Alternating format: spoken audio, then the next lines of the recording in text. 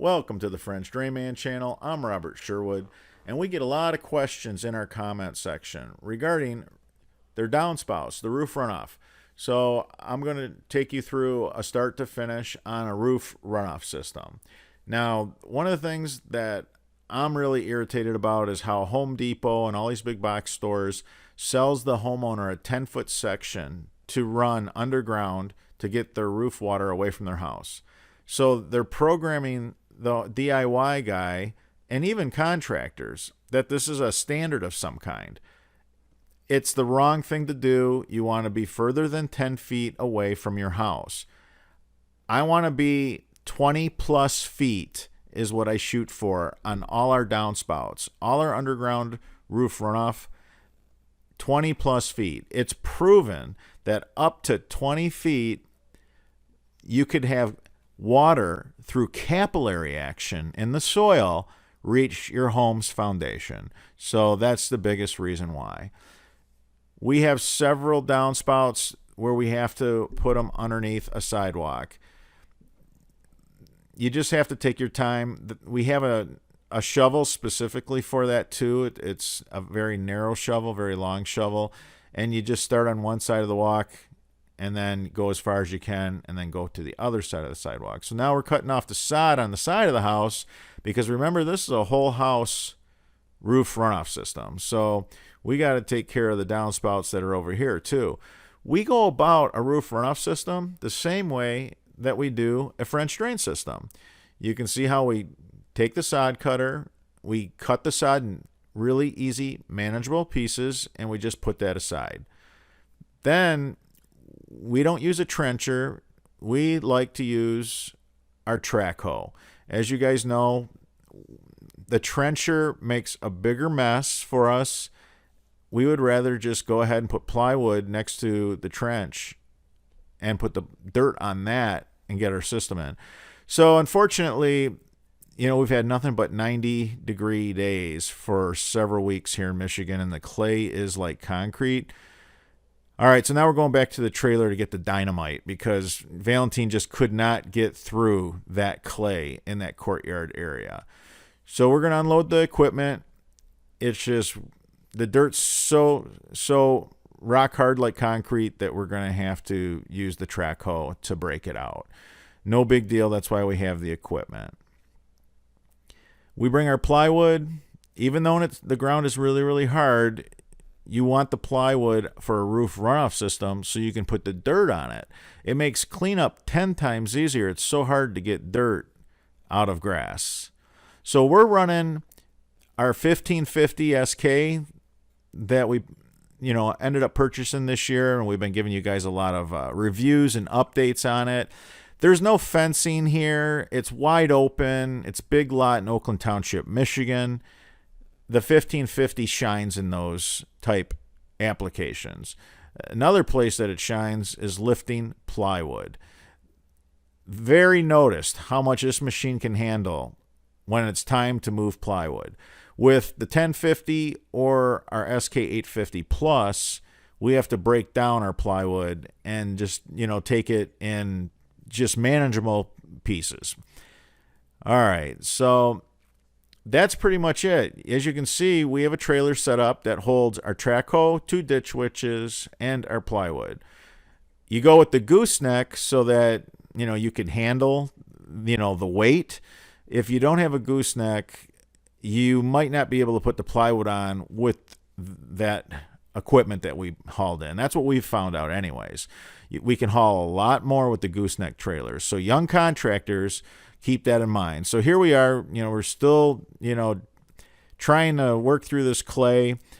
There's existing landscape, so we just can't drive up in here with the track hoe and start tearing up bushes and things like that. Unfortunately, this job here was more labor intense than I'd like to see it for my guys. As you guys know, I make my men machine operators. That's very important to me. That way, I'm not running my business on their back, literally. I don't want that. Unfortunately, we just couldn't get equipment up in here. So Valentine is just meticulously chipping away at this, really heavy ground.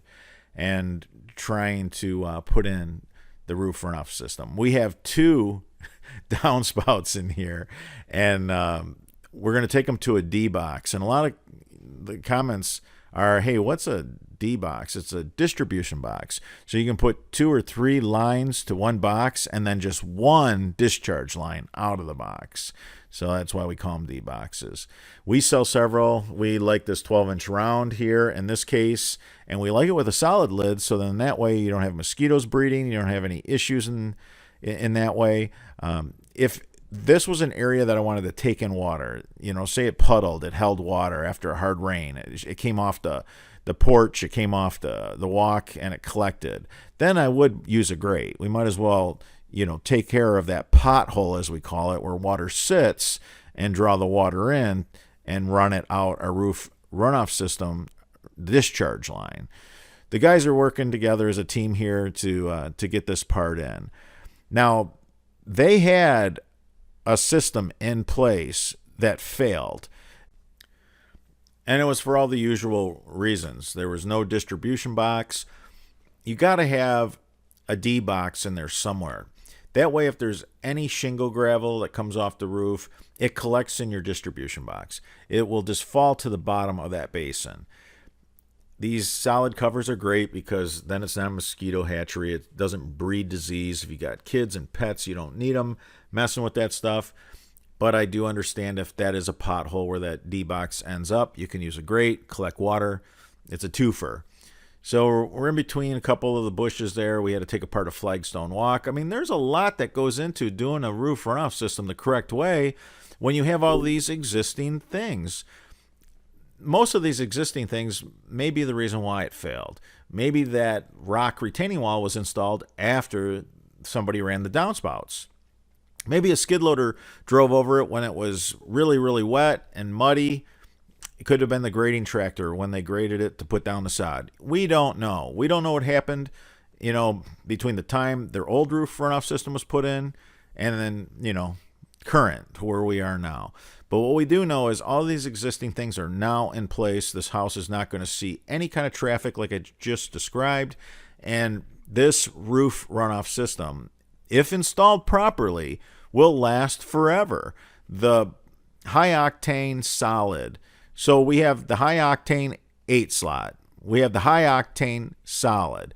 This is the heaviest wall pipe. This is the heaviest corrugated pipe in the world.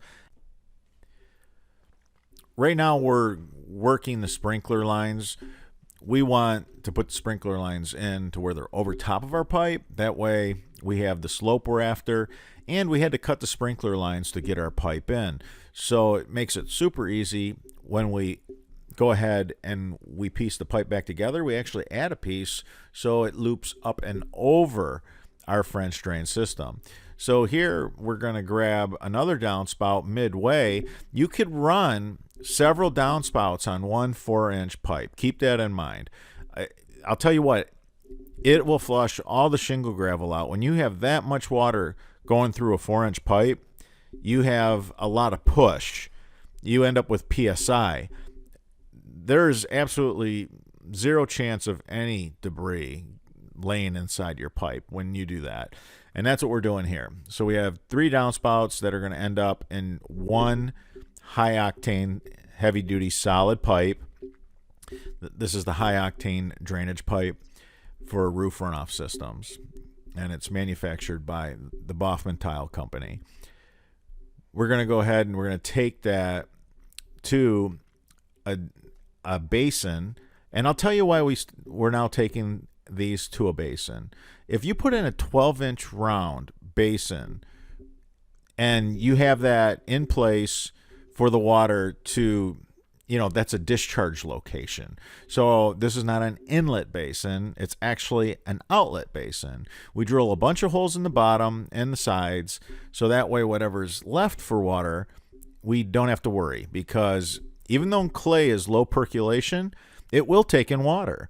So after a rain event, when everything dries up, that water will dry up in that basin as well. So drill holes in all your D boxes, drill holes in all of your inlet basins and outlet basins. But the reason why we're going to the 12-inch round outlet basin so much for this roof runoff system, I've seen too many of our systems with pop-up emitters. I've seen too many of our systems with the 6-inch basin, the speedy basins, as they call them, because they're super easy to put in, a couple scoops with a shovel. The grass grows right over top of them. And even the most responsible of homeowners, life happens. Life gets busy. And the next thing you know, the grass has grown over top of your pop-up or your 6-inch catch basin. Or, you know, this is, again, not an inlet basin in the way we're using them. It's an outlet basin. So this is a roof runoff system. It's not a French drain system. So that's why there's basins. We don't tie basins in our French drain systems. But you can see how Francisco's taking the dirt that was put on the plywood and he's just pushing it back in with the machine. And then he rocks the machine back and forth. The pipe is so strong, there's no way he's going to damage the pipe. So we have a couple of outlet basins there. We have another outlet basin here. I mean, this was a whole house roof runoff system. All right, everybody, until the next video.